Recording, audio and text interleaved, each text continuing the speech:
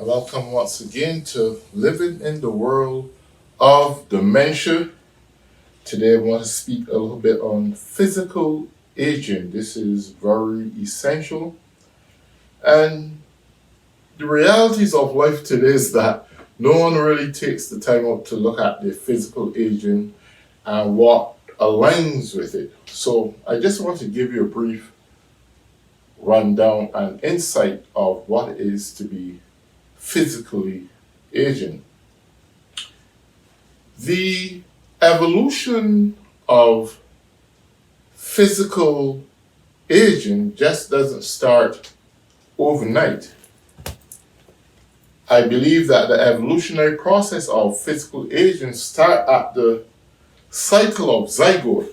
And what that really means is that, in layman terms, when the male and female gametes meet after the manifestation of sexual intercourse, and in layman terms, let me make that clear to you when I use the word female gametes and male gametes. All it simply means when the sperm and the egg meet, and that process begin of fertility, which is known to be zygote, it's at that point that you can truthfully say and technically say that internally within the woman's womb, that the aging process begins as the embryo at this initial stages of zygote start to develop into a fetus, and the first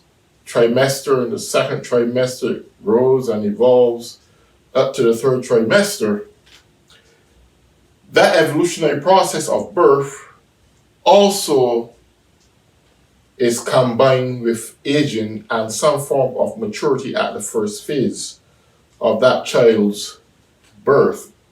After the baby is born, then the child goes through other phases, from toddler to a young teenager, and eventually become a man or woman and grow to an elderly person.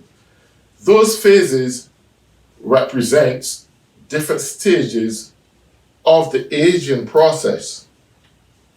So let's look at the aging process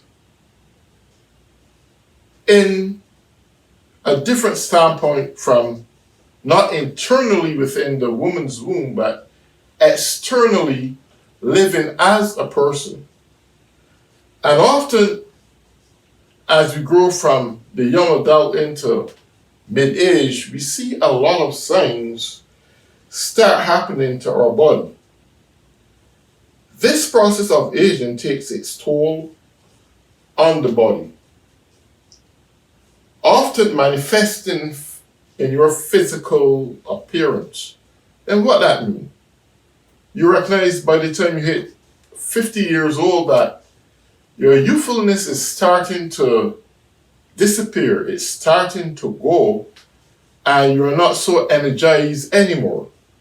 Your hair becomes gray, you start to get wrinkles in your face, and some people, they get stressed out when that process starts to occur.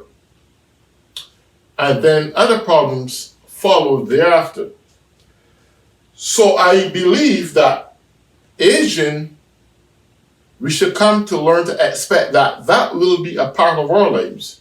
And the ability to age gracefully and peacefully is a way of eradicating excessive stress that you will face because your body are changing.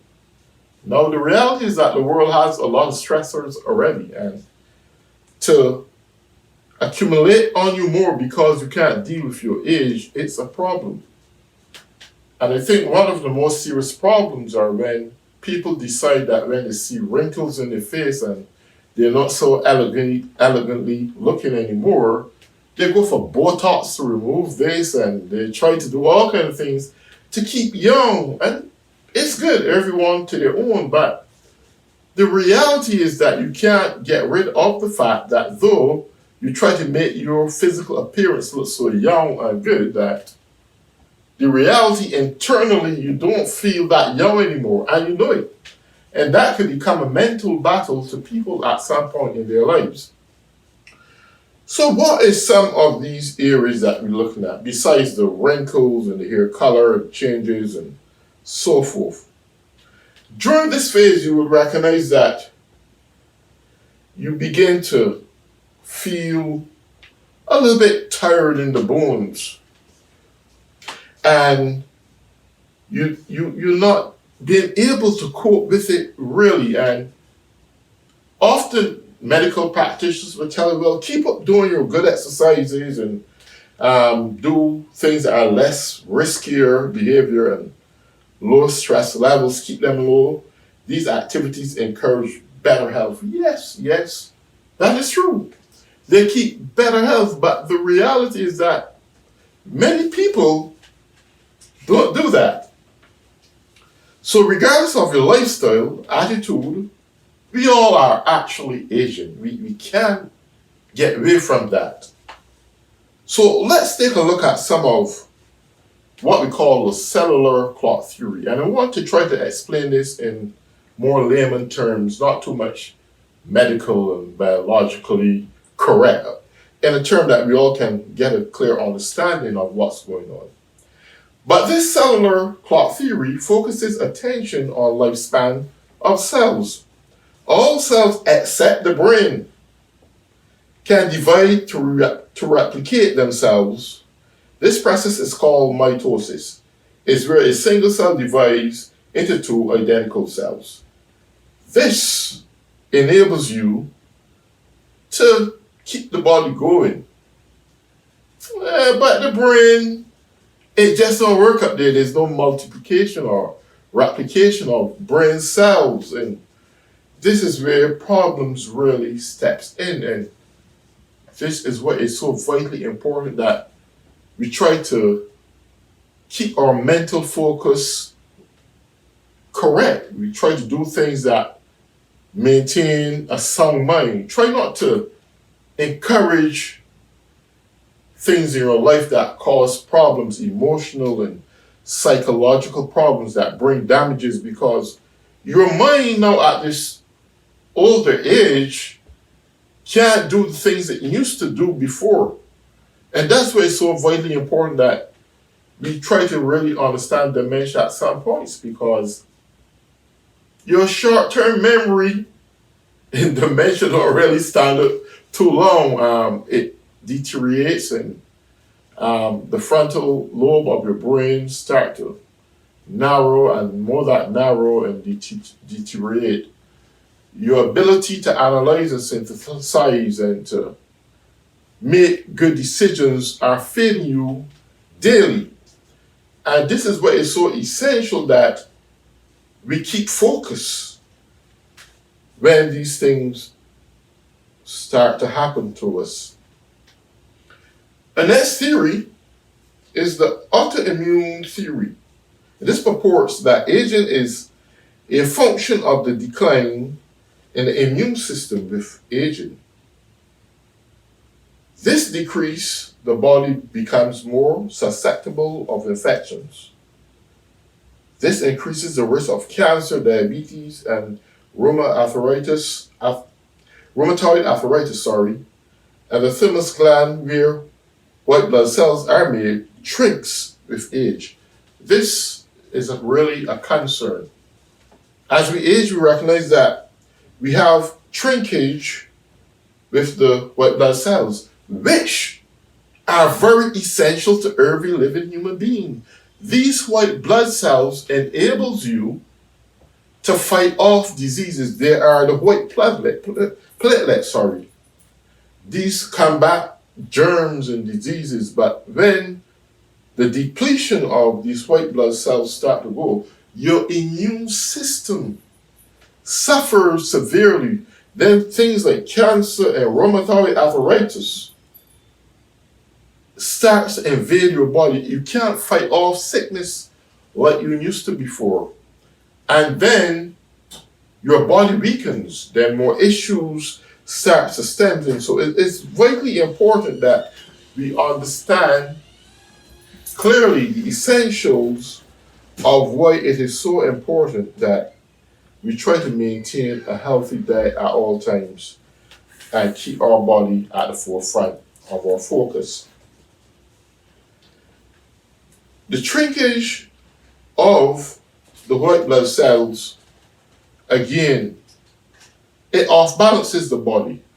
And in the medical practitioner field, we know that the essentials of white platelets or blood cells have, and it must be always at all times being able in the position to keep off and fight off diseases and bacteria and those kind of infections like colds, simple things that would normally invade your body.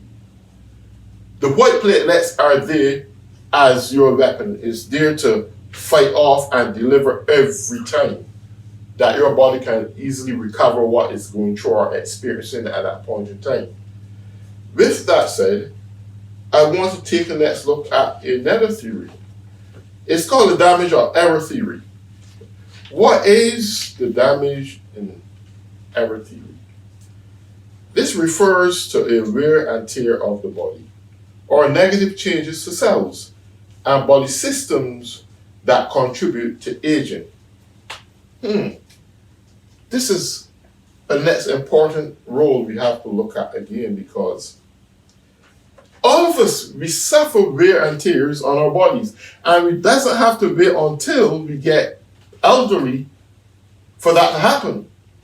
The important thing here is that we will keep speaking on is the focus of maintaining a healthy lifestyle.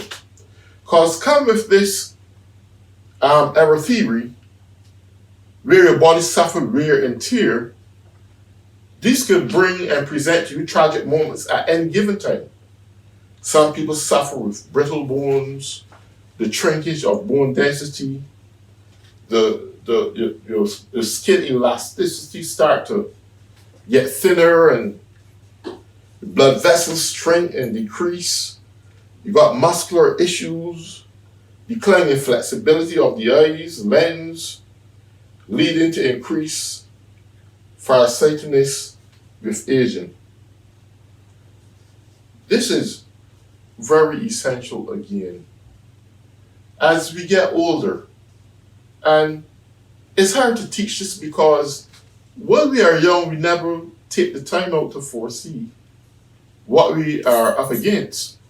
Far above that is that when we are young, we never see ourselves getting old. It looked like, oh, that's far-fetched. When you're young, you feel energized and powerful, but every day that you live, every year that you live, your body goes through different phases. And sometimes they can go unforeseeable. You don't even recognize it. Until one day, you wake up and you take a good look in the mirror and you recognize, ooh, well, I'm getting old. I'm looking different. And not just that you're appearing different, but internally, you are feeling changes in your body. Internally, you know that you are not the same person who are so energized to perform and get things done appropriately, but your body is saying to you that I just can't do it. And that's all fair and good. As we age, these are the things we must expect. It's quite essential to understand that experiencing these things and being able to accept it can even make your life much easier in coping with it. Well, there are those who just can't deal with it and they flip. They go crazy, they do all kinds of things. Because when you start analyzing and synthesize that you're no longer younger anymore, your mental faculties take over and they go haywire. And sometimes it can make you do things you don't want to do. For example, we've seen and recognized that there were women who found that there were wrinkles under their eyelids and wrinkles in their lips, and they put Botox in their lips and they put all kind of Botox under their eyes, and when it made them look good, it had disfigured them, and some just get fed up and frustrated and try to hurt themselves because life not seems like it's working out anymore for them the way they expected it to.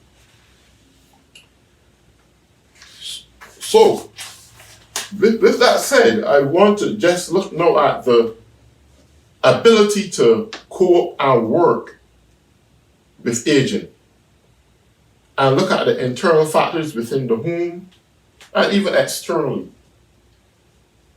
The social setting doesn't accept aging that well. If it's in your workplace, you got to keep up with the Joneses, you got to look young, you got to look vibrant, you got to look great, you must lose weight, you must look this. But reality is, again, as you age, it comes with a price. Sometimes that price means you get heavier, and for some folks, they get thinner. It comes down to the genealogy of that person.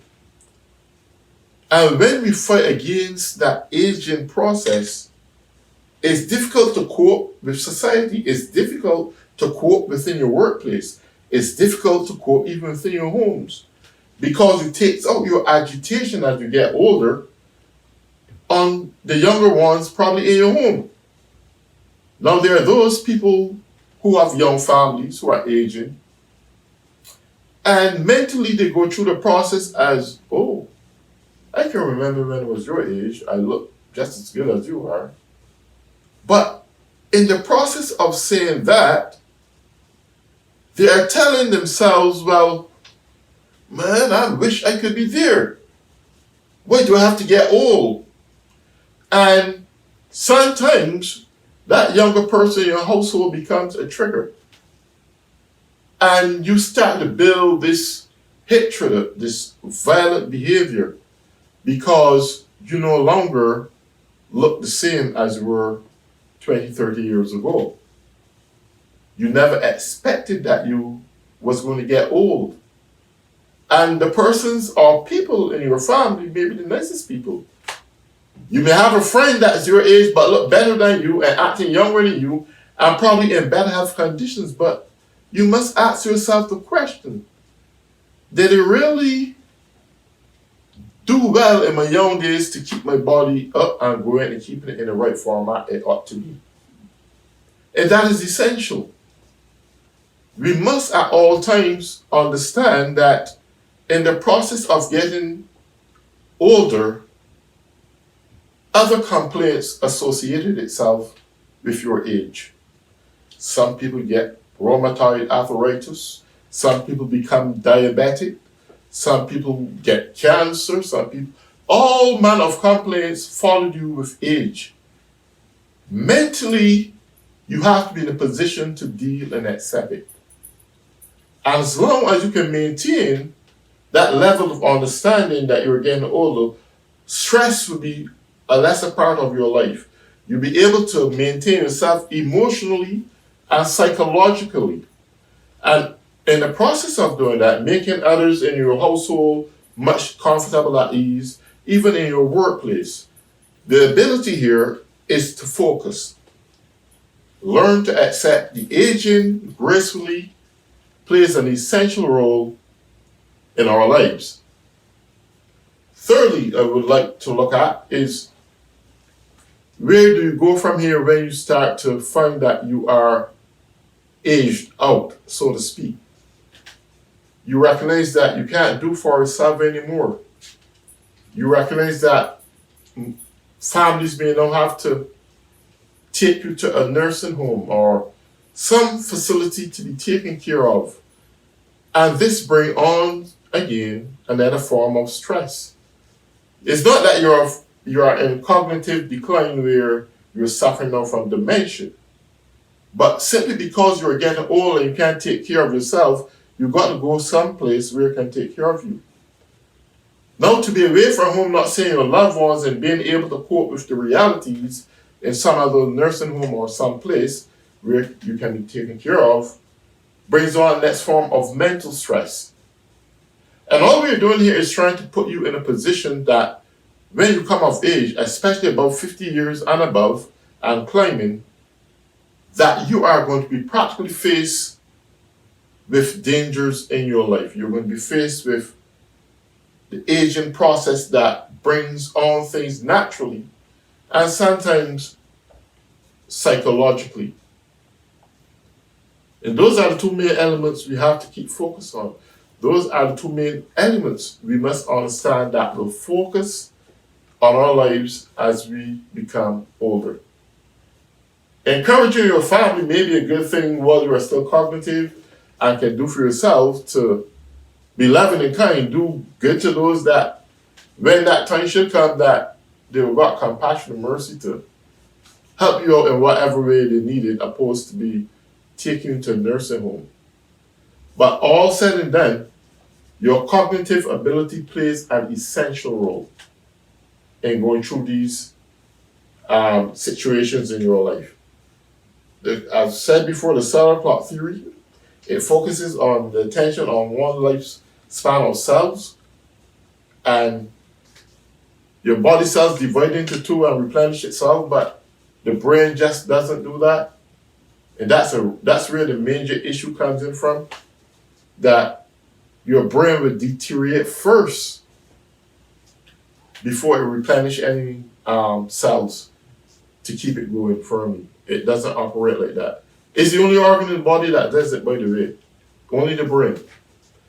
So with all that said, this will conclude the portion of aging as a part of dementia.